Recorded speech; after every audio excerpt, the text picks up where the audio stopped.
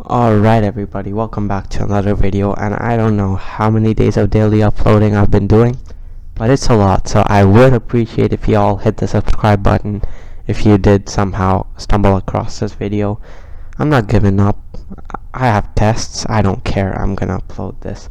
So anyways, today we will be looking at the Alekhine's defense, and it's played obviously with black, and I'll be basically showing how to counter it with white, with the opening that I like to play a lot. And I showed a game between Nigel Short and Jan Timon, the last video, which was also played in Alekhine. And it was played in the same variation. So let's just get into it. We have pawn to e4, knight to f6, pawn to e5, knight to d5, d4, d6.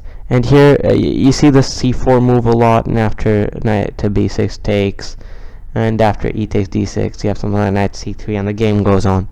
But I have a way more dynamic and interesting move, which is knight to f3, and it's actually played by a lot of grandmasters. You have Nigel Short, who's played it.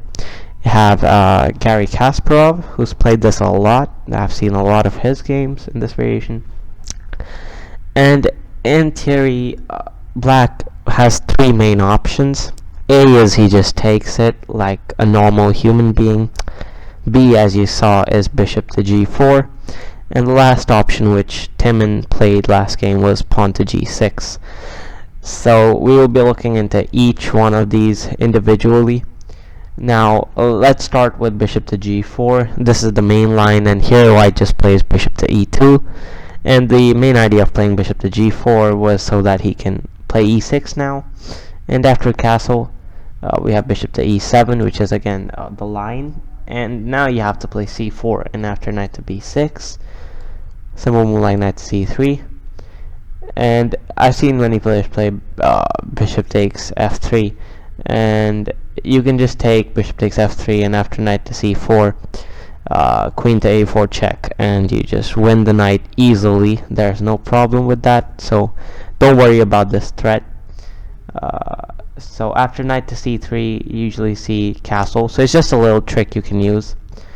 And we have bishop to e3 now. And again, what about bishop takes f3? Well, no worries, bishop takes f3. After knight takes c4, bishop takes b7, just attacking the rook. So you shouldn't be a lot worried about this bishop takes f3 move, because I used to be worried a lot, and then I realized all these sidelines. So we have pawn to d5. After pawn to c5, bishop takes f3.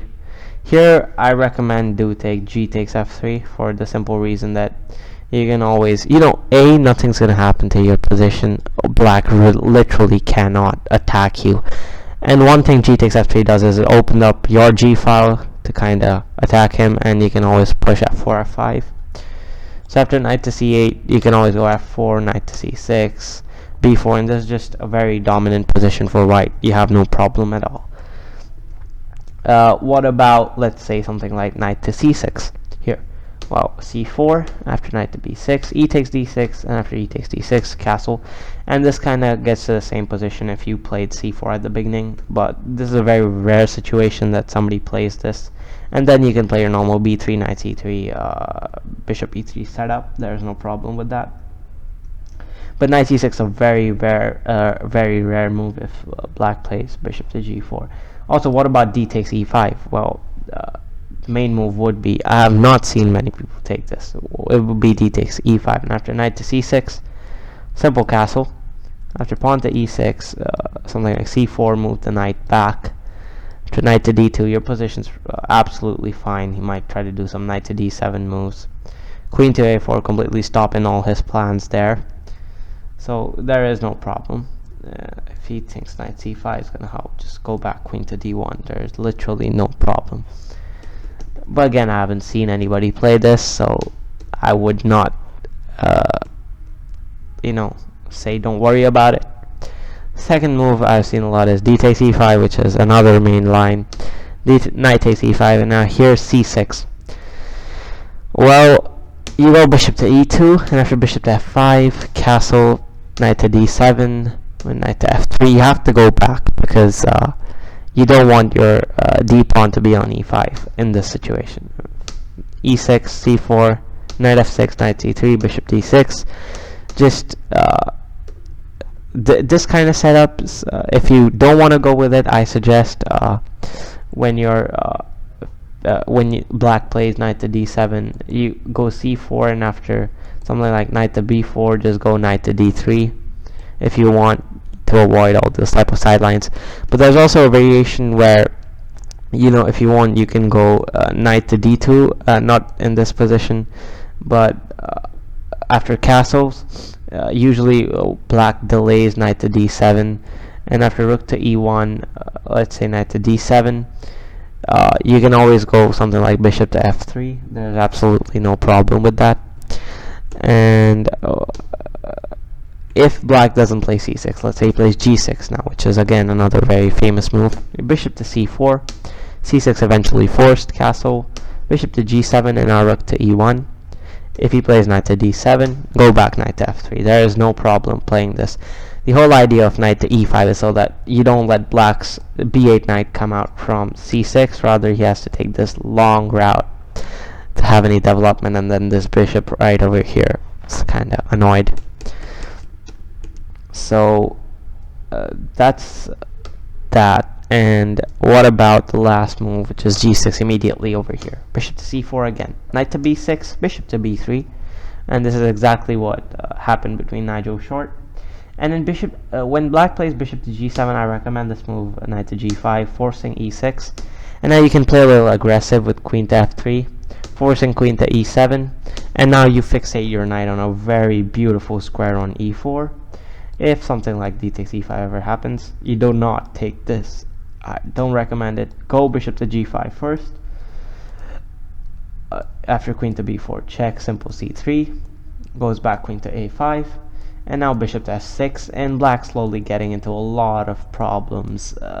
I just don't like the position. After castles, I mean, if you want, I don't even think queen takes e5 should be. I think even d takes e5 would be fine. This position.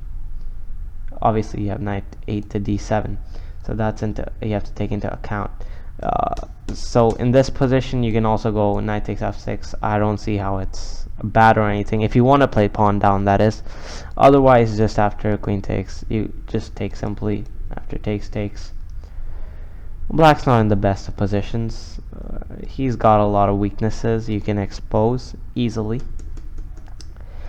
And what about, let's say, not bishop g7, no, knight to c6 here. E takes d6, after c takes d6, or even e takes d6 here, castle, and you continue with the normal setup, but you have to go c3 if black pushes d5, and if he goes c takes d6, you go d5, after knight to e5, takes, and castle. So one thing you'll notice in this variation is white never queenside castles. It's very rare. I haven't seen it ever. I think in one variation where you go bishop to e2 and you take out your bishop from to e3, but then again, that's very rare for white to do. So anyways, if you guys do want to check out any lines in this, you can always tell me in the comment section. I have plenty of games played with Kasparov playing white, or you can always find it in your mega database. If you have chess base at home, you can obviously find it.